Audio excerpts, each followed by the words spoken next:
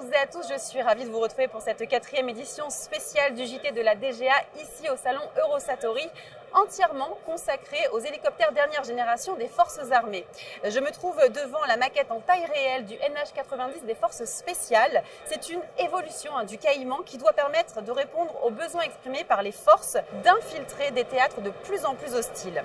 Puissant, rapide, fiable, autonome, le NH90 est un condensé de technologies capable d'assurer l'ensemble des missions des hélicoptères de manœuvre et d'assaut. Cette variante repose principalement sur 3 innovations dont Damien de la DGA va nous parler en détail. Bonjour Damien. Bonjour Fanny. Alors on va parler de cette machine, le NH90. Qu'est-ce qu'elle a de particulier et quels sont tous les nouveaux équipements? Alors si vous me le permettez, je voudrais rappeler également le contexte NH90 de manière à spécifier le fait que cette machine elle est déjà combat proven, ce qui signifie qu'elle a déjà été prouvée au combat, que ce soit au Mali, en France, au travers de la pandémie Covid, lors de l'opération Résilience ou encore lors de la dernière tempête Alex où elle a pu sauver des vies. Donc vous voyez, cette machine, elle dispose d'un énorme potentiel.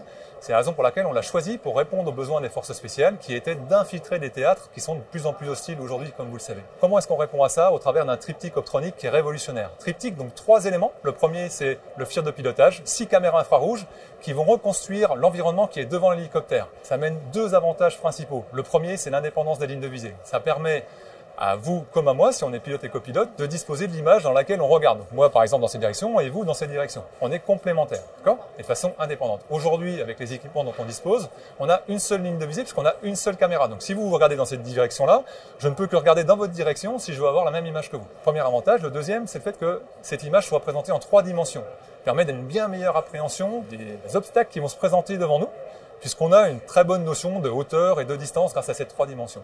Deuxième équipement, c'est le FLIR de mission. Lui, c'est la longue vue, les jumelles qui permettent de voir beaucoup plus loin et de sécuriser la trajectoire.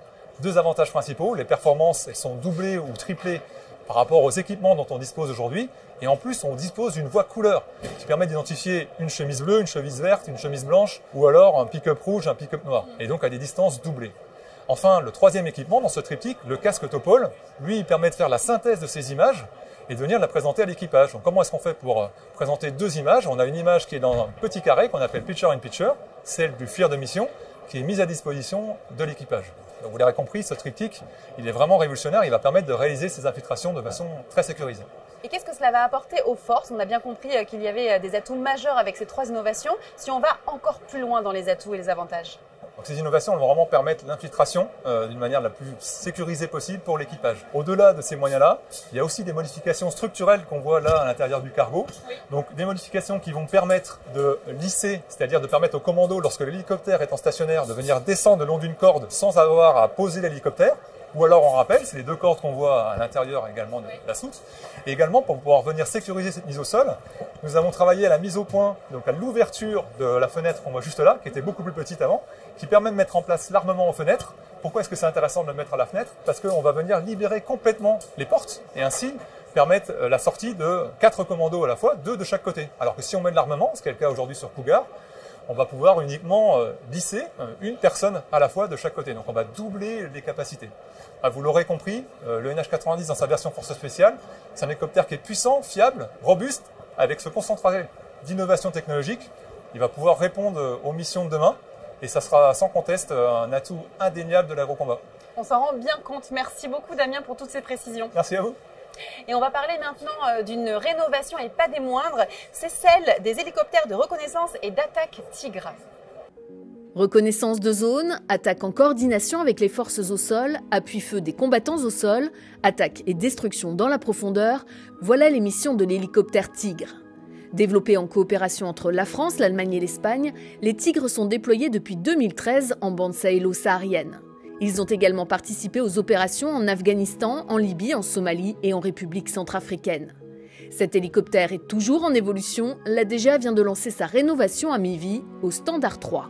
La rénovation à mi-vie du Tigre permettra à l'appareil de rester en service jusqu'en 2050. Les principaux systèmes qui sont concernés par cette rénovation sont tous les systèmes intérieurs à l'hélicoptère, c'est-à-dire qu'on va garder la structure, mais on va changer toute l'avionique qui permet donc la navigation primaire de l'hélicoptère et tout le système de mission qui permet la gestion des armements et tous les systèmes de mission. En particulier, on va recouvrer toutes les capacités armement. Donc, il y aura un nouveau missile air-sol qui va être intégré, le MHT. On va recouvrer la capacité air-air avec le missile Mistral 3 qui va être aussi intégré à nouveau. Et on va garder la capacité roquette et la capacité canon. Associé à ces armements, donc on a un viseur de toit qui est un nouveau viseur qui est adapté aux caractéristiques, aux performances des armements, qui a été développé depuis 2020. En effet, le but affiché est clair. S'adapter aux menaces futures du champ de bataille, en particulier pour un engagement dans un conflit de haute intensité au sein d'une coalition.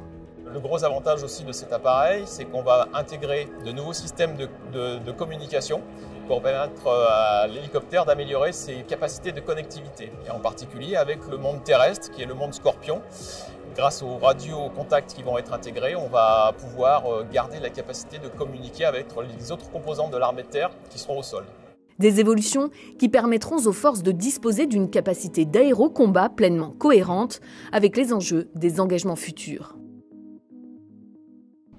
Je me trouve maintenant devant la maquette à l'échelle 1 du Guépard, le futur hélicoptère interarmé qui équipera les forces françaises à partir de 2027.